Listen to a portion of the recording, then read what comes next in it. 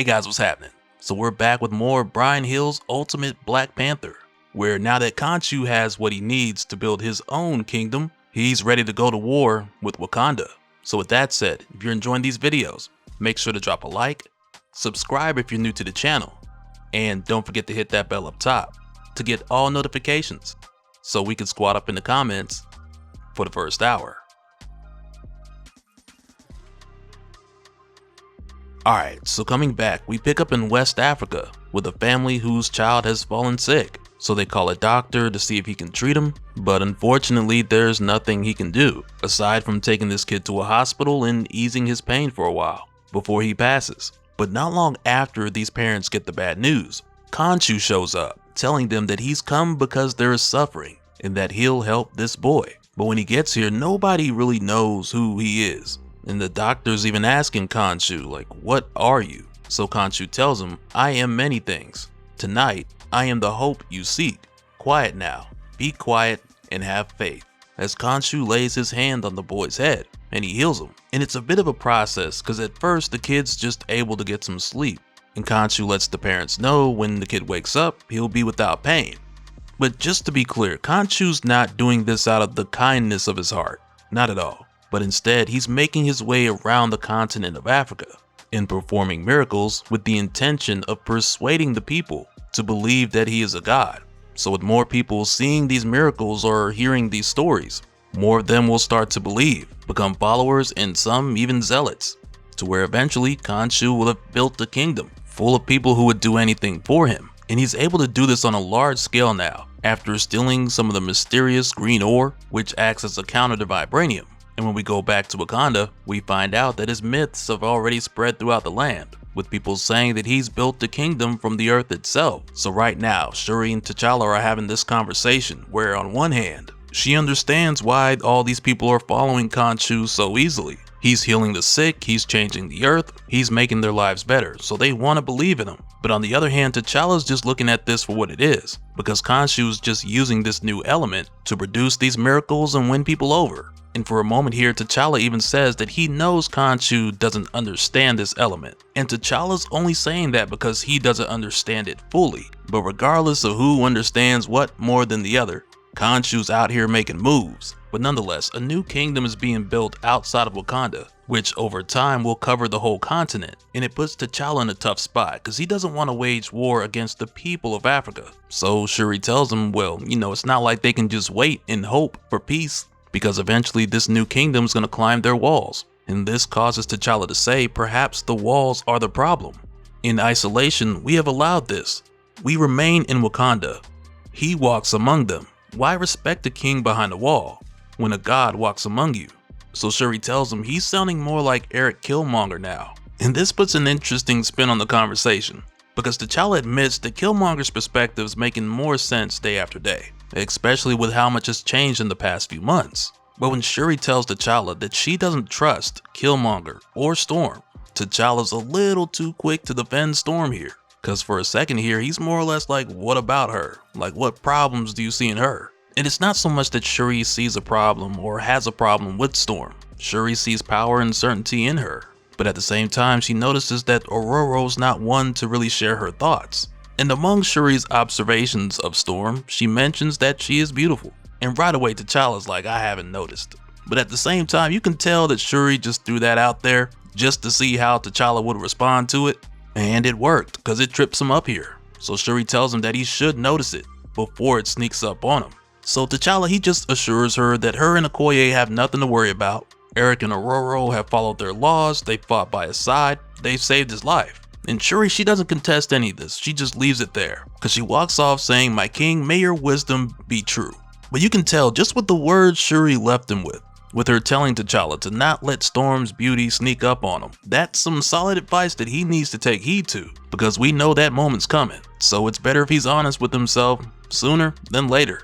But meanwhile, when we head back over to Killmonger and Storm, we find the two of them getting very cozy in one of the guest rooms. And it's not even one of those things where it's like we always see these two up under each other. It's not like that. But during this time that they're spending in Wakanda, for the first time in who knows how long, they're both able to lay down and close their eyes without the other having to stay up and look out because somebody's trying to kill them, and for a brief time they don't have to hunt for their food, so it all makes for this rare opportunity that they're definitely gonna take advantage of. And following this, next we head over to the new temple of Ra, where we see a conversation between Ra and Khonshu, and you can tell here rather quickly that the two of them want very different things. Because for Khonshu, like we've seen, he's out here trying to make a name for himself. He wants to be acknowledged as a god and he seeks the praise.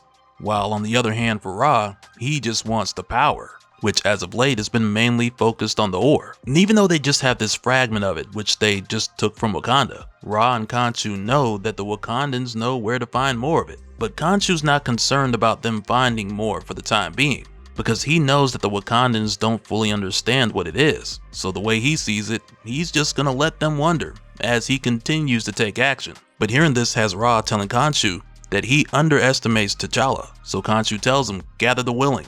I will give them a task, and you will see I estimate him exactly.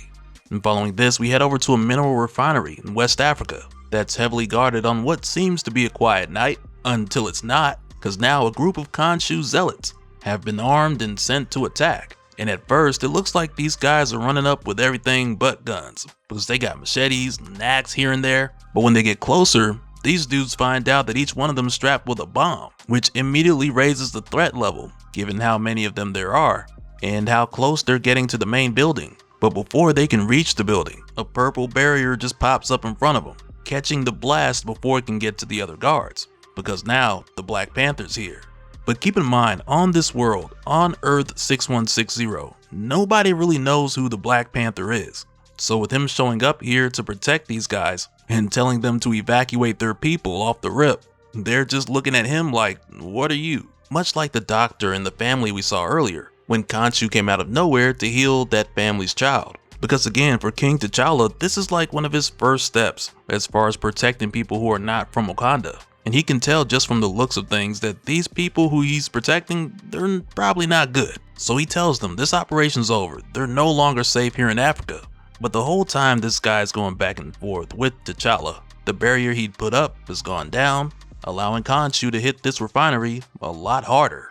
And it's just kind of like, man, had dude just listened, they might have gotten out of there. But at the same time, I get it. It's not likely for a huge corporation to evacuate or just pack up and leave, because some stranger showed up one day and said you gotta go. But nonetheless, just after Khonshu wrecks this place, which by the way, he only does to make it look like he cares about corporations coming in and stealing minerals from Africa. But after destroying this refinery, he looks at T'Challa like, oh, so Wakanda's protecting corporations now. So T'Challa tells him Wakanda stops terrorists. And for a moment here, while the two of these guys are going back and forth, Khonshu's making some valid points. And he calls out T'Challa because prior to this point, Wakanda's only been looking out for themselves. And he tells him Wakanda hides behind its walls and its traditions and lets invaders steal from all the space around it. Which, I mean, it's true.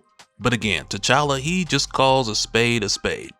Because regardless of Khonshu being right, he knows that Khonshu really doesn't care. And this definitely isn't about doing what's best for the continent, let alone the world for that matter. Not to Khonshu at least. And T'Challa tells him, so you're not just pretending to be a god, you're pretending to be an activist too. So Khonshu goes on to say, I am doing what Wakanda should have done generations ago. And you would be wise to allow me to do it, Black Panther, because there is nothing you can do to stop me. So T'Challa quickly tests out that theory, but Khonshu doesn't really try to fight back here, but instead he just takes this hit on the chin and he slams the ground to stop this fight from going any further, just before telling T'Challa, very well then, I suppose we'll have a war. And prior to this, like we saw, T'Challa already declared war, back in issue 1 when his father T'Chaka was killed. But it wasn't until now when Khonshu made it official, and more or less said, okay, if war is what you want, then that's exactly what you're gonna get. Though again, we know the only reason Khonshu's really doing this is because now he has the means to make his own kingdom. And as for T'Challa, this war is gonna force him to introduce the Black Panther to the rest of the world. And so now real quick, I want to give a special shout out to all the patrons. Thank you guys for all of your support. And for anyone who's new here who wants more information on how to support the channel, I got a link below where you can go to patreon.com/dopespill. But that'll do it for this one, guys. Let me know your thoughts down in the comments below, and we'll do it again on the next one. Alright, later.